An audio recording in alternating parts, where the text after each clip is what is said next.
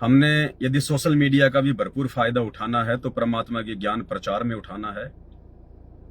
भाई बहनों के लिए लाइव आए, परमात्मा की वाणियों पे चर्चा करें, छोटी छोटी बातों को लेकर भाई बहनों के साथ में शंका समाधान के तहत उनको समझाएं, तब तो उन चीजों का फायदा है। अन्यथा भाई और बहनों कोई फायदा नहीं है, समय की बर्बादी है। इसके अलावा फिर कुछ भी नहीं मिलने वाला, कुछ भी।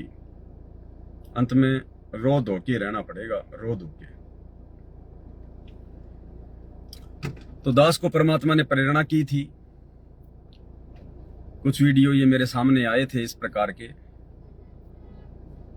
भाई और बहनों देखो, ये मजाक का विषय नहीं है। हम अपने गुरुदेव भगवान की जो तड़प है, उनकी जो हार्दिक इच्छा है, हम उसको देखकर अगर भक्ति करेंगे तो भक्ति होगी।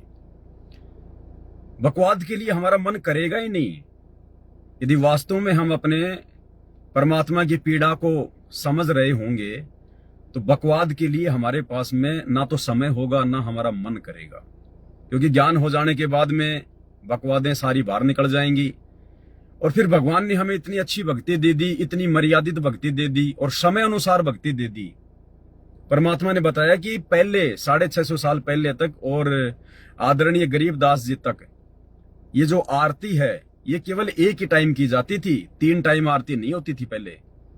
ये 3 टाइम की आरती, ये त्रिकाल संध्या जो वेदों में लिखी हुई है, ये परमात्मा ने पिछली पीढ़ी में जो है बना के देनी थी। वेदों में कहा गया है ना कि वो परमात्मा जब पृथ्वी पर मनुष्य के बच्चे के रूप में प्रकट होता है तो वो मंत्रों का आविष्कार करता है, वो अपनी तरफ से उनको बना के देता है। तो परमेश्वर कहते हैं कि सोहम शब्द हम जग में ले आए और सार शब्द हमने गुप्त छुपाए। तो केवल सोहम शब्द ही 650 साल पहले कबीर परमात्मा सतगुरु रामपाल जी लेकर आए थे और सार शब्द हमने गुप्त छुपाए। सार शब्द तो किसी को दिया ही नहीं, किसी के पास था ही नहीं, किसी को छींट भी नहीं थी। तो सार शब्द का आविष्कार तो, सार नाम का आविष्कार तो गुरुजी ने आज किया है। और वो वेदों में लिखी गई बात को आज परमात्मा ने सत्य सिद्ध किया है, त्रिकाल संध्या।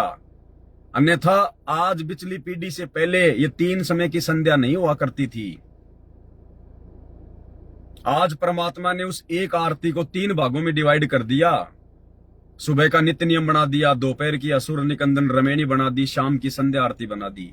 तो परमात्मा ने आविष्कार किया अपनी तरफ से सतगुरु रामपाल जी भगवान ने। और आज जो 22 अक्टूबर है, आज 22 अक्टूबर है, आज रात्रि 9 बजे हम लाइव आएंगे, लाइव चलेगा। जो पुस्तक है धरती पर अवतार, उस पुस्तक के ऊपर परमात्मा ने वीडियो बनवा दिए हैं। आज वो लाइव चलना शुरू हो जाएंगे रात्रि 9 बजे से। तो भाई और बहनों, उस पुस्तक में बहुत सारी गहरी बातें आप और हमारे विश्वास को चांद पर लेकर जाएंगी।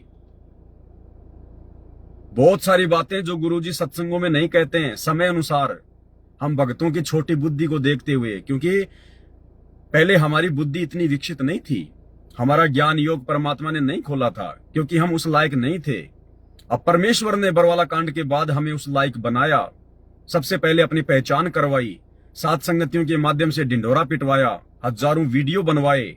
हमारे रग रग में समा गया कि सतगुरु रामपाल जी खुद ही कबीर हैं। उसके बाद ही भाई बहनों पुस्तकों में लिखे हुए संकेत समझ में आने हैं। जब तक हम अपने गुरुजी को एकमात्र कबीर जी के रूप में नहीं लेंगे और बाकी नकली कबीर को, दाढ़ी मूछ वाली फोटो को जब तक हम अपने घर से नहीं निकालेंगे, हम परमेश्वर के गूढ़ रहस्यों को समझ ही नहीं सकते। हमारे ऊपर वाणियां काम ही नहीं करेंगी, असर ही नहीं करेंगी। तो पिछले 8-9 साल से परमात्मा ने इसलिए सात संगतियों के माध्यम से ये इतना जो है ये प्रयास ये करवाया दास को निमित्त बना के कि हम अपने गुरुजी को पहचान सकें। अरे भक्ति तो जब शुरू होगी जब हमें भगवान की पहचान होगी। ये भगवान की पहचान तो सात संगतियों के माध्यम से अब सत्सेवकों को हुई है। आश्रमों से जुड़े हुए 90% भक्तों को तो आज भी नहीं पता भगवान कौन है। खाली इतना पता है कबीर कबीर कबीर, और वो कागज का टुकड़ा, दाढ़ी मूछ वाली फोटो, बस। अरे वो कागज का टुकड़ा हमारे किस काम का भाई? हमें तो जिंदा कबीर चाहिए। भूख लग रही है और तुम कागज की रोटी ला के रख दोगे, पेट भरेगा क्या? तो अपने सतगुरु की पहचान हुए बिना फिर सतगुरु ने पुस्तकों में क्या क्या संकेत छुपा रखे हैं वो जिंदगी में समझ में नहीं आ सकते। तो आज रात्रि 9 बजे से सभी भाई बहन लाइव जुड़िए और देखो जो भी बातें होंगी परमात्मा प्रेरणा करेगा। दास आपके सामने लाइव आता रहेगा। दास की तो ड्यूटी ही है भाई और बहनों, मेरा तो दूसरा कोई काम ही नहीं है जिंदगी का। इस दास पे तो परमात्मा की कोई विशेष पता नहीं क्या मेहर हुई है। मेरा तो 24 घंटा एक एक क्षण एक एक श्वास परमात्मा के चिंतन मनन में, उनकी सेवा में, उनकी भक्ति में गुजरता है। क्योंकि हम तो हर प्रकार से फक्कड़ हैं, ना कोई गांव नगर, ना कोई रिश्तेदारी, ना कोई यार दोस्त, कुछ नहीं, ना किसी का लेना ना किसी का देना, ना फालतू का कोई प्रपंच, ना कोई राजनीति, ना घूमना फिरना, कुछ नहीं। सब 24 घंटे मालिक की सेवा में है। तो भाई और बहनों, हमारे आश्रमों से जुड़े हुए भाई बहनों की इन हरकतों को देखकर हमने सावधान भी रहना है कि निकट भविष्य में हम इस प्रकार की हरकतें ना करें, परमात्मा को दुखी करने से बचें, अपना खुद का समय और अपनी सांसें बर्बाद करने से बचें। अगर वीडियो बनाने हैं तो परमात्मा के ज्ञान के ऊपर बनाओ, लाइव आओ, शॉर्ट वीडियो बनाओ।